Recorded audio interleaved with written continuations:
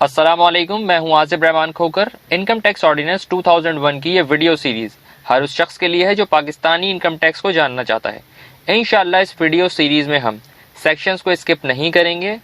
ये video series इसी तरतीब में चलेगी जैसा कि इनकम टैक्स ऑर्डिनेंस 2001 है।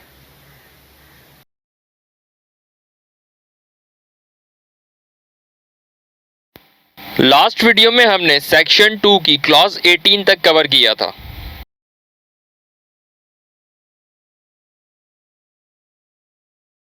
What is dividend?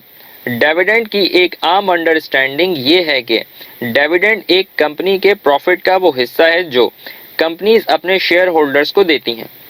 अब कंपनीज प्रॉफिट क्यों देती हैं, इस पॉइंट को समझने के लिए हमें कंपनी से रिलेटेड एक पॉइंट सोर्सेज ऑफ फाइनेंस को समझना होगा। सोर्सेज ऑफ फाइनेंस से मुराद है कि एक कंपनी कितने जराए से कैपिटल जनरेट कर सकती है।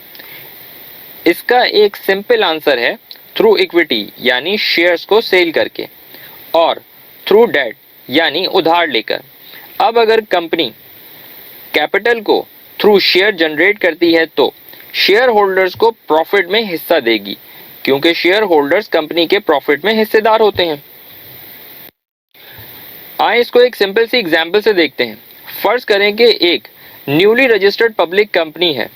इसने कैपिटल जनरेट करने के लिए अपने शेयर्स पब्लिक को ऑफर किए और इसके लिए इसने एक प्रोस्पेक्टस इशू किया। प्रोस्पेक्टस एक डॉक्यूमेंट है।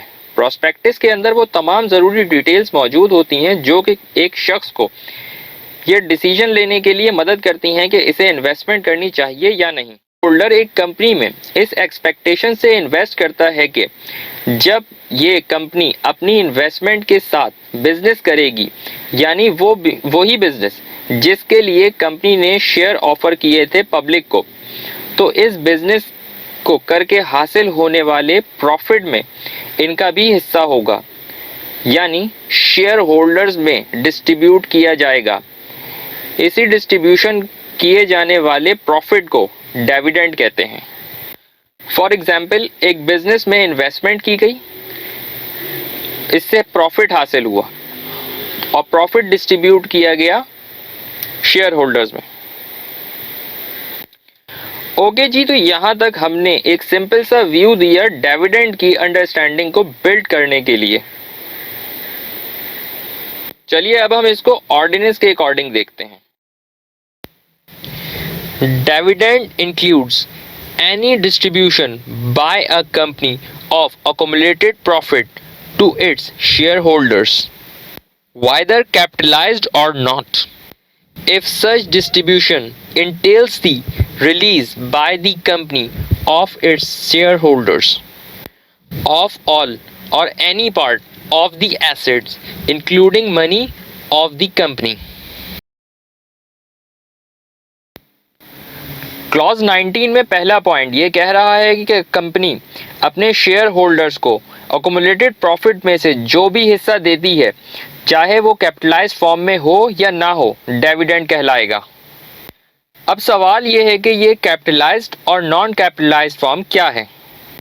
तो इसकी एक सिंपल अंडरस्टैंडिंग ये है कि डिविडेंड को कंपनी इन कैश और इन काइंड, यानी इन कैश की शक्ल में या बोनस शेयर्स की शक्ल में दे सकती है। जो डिविडेंड कंपनी बोनस शेयर्स की फॉर्म में देगी वो कैपिटलाइज्ड फॉर्म कहलाती है। बोनस शेयर्स को हम इन डिटेल इस सीरीज की वीडियो नंबर 3 में देख चुके हैं। सेम एज अगर कंपनी प्रॉफिट की अमाउंट को एसेट की फॉर्म में रिलीज करती है, यानी इस अजम्पशन के साथ कि जब डिविडेंड ट्रीट होगा तो इसको हम डिविडेंड कंसीडर करेंगे। Any distribution by a company to its shareholders of debentures, debenture stock or deposit certificate in any form, whether with or without profit, to the extent to which the company possesses accumulated profit, whether capitalized or not. Clause 19 का second point focus कर रहा है debenture के ऊपर, इसलिए पहले हम एक व्यू लेते हैं सोर्सेज ऑफ फाइनेंस का, इसके बाद इस पॉइंट पर वापस आते हैं। कंपनी कैपिटल जनरेट कर सकती है इक्विटी यानी शेयर्स के जरिए या डेट यानी लोन के जरिए। कंपनी जब कैपिटल को लोन के जरिए जनरेट करती है तो डिबेंचर इशू कर सकती है। अब इसको कंपनी डिफरेंट टर्म्स पर ले सकती है, यानी ये खाली इंटरेस्ट बेस्ड हो सकते हैं, यानी कंपनी को प्रॉफिट हो या ना हो, डिबेंचर होल्डर से जो परसेंटेज फिक्स की है वो देनी ही है। लेकिन ये भी हो सकता है कि इसको प्रॉफिट शेयरिंग की बेस पर इशू किया गया हो। ऐसे तमाम डिबेंचर होल्डर्स जो प्रॉफिट शेयरिंग की बेस पर डिबेंचर खरीदते हैं, इनको कंपनी जो रिटर्न देगी वो डिविडेंड ही कहलाएगा। अच्छा, एक और इम्पॉर्टेंट पॉइंट ये भी है कि कुछ डिबेंचर कन्वर्टेबल भी होते हैं, यानी एक डिसाइडेड टाइम पीरियड के बाद वो शेयर में बदल जाते हैं। तो जो डिबेंचर शेयर में कन्वर्ट कराए जा चुके हैं, इनके ऊपर दिया जाने वाला रिटर्न भी डिविडेंड ही कहलाएगा। Any distribution made to the shareholders of a company on its liquidation, to the extent to which the distribution is attributable to the accumulated profit of the company immediately before its liquidation, whether capitalized or not. Clause 19 का तीसरा point liquidation के time distribute होने वाले dividend की बात कर रहा है। लिक्विडेशन, वाइंडिंग अप या इख्तिताम, यानी अगर एक कंपनी खत्म हो रही है या बंद हो रही है, इस पॉइंट पर इसके तमाम एसेट्स को सेल करके सबसे पहले कंपनी की लायबिलिटीज को पे ऑफ किया जाता है।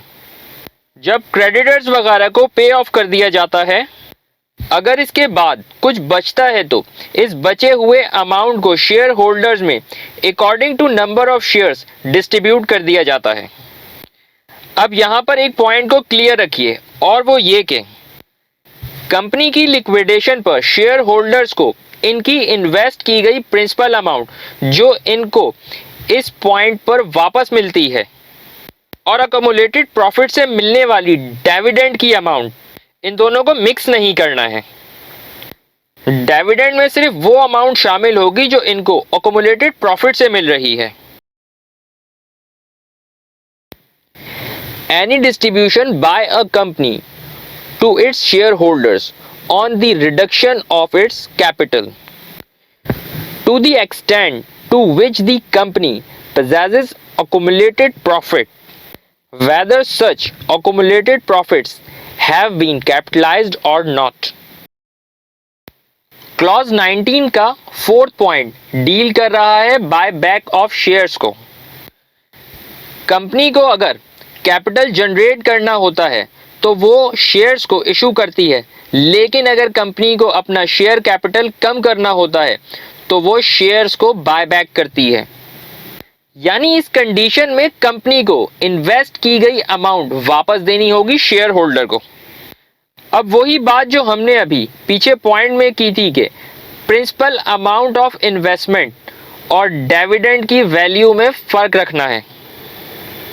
सपोज कि कंपनी 10% प्रिंसिपल अमाउंट वापस करती है और इस वक्त कंपनी के पास जो अक्यूमुलेटेड प्रॉफिट मौजूद है इनमें से डिविडेंड भी पे करती है, तो ये जो 10% अमाउंट ऑफ इन्वेस्टमेंट कंपनी वापस कर रही है, ये वापस मिलने वाला अमाउंट वो अमाउंट है जिससे शेयर्स को खरीदा गया था, और कंपनी ने ये शेयर होल्डर्स को वापस करके अपने शेयर वापस ले लिए।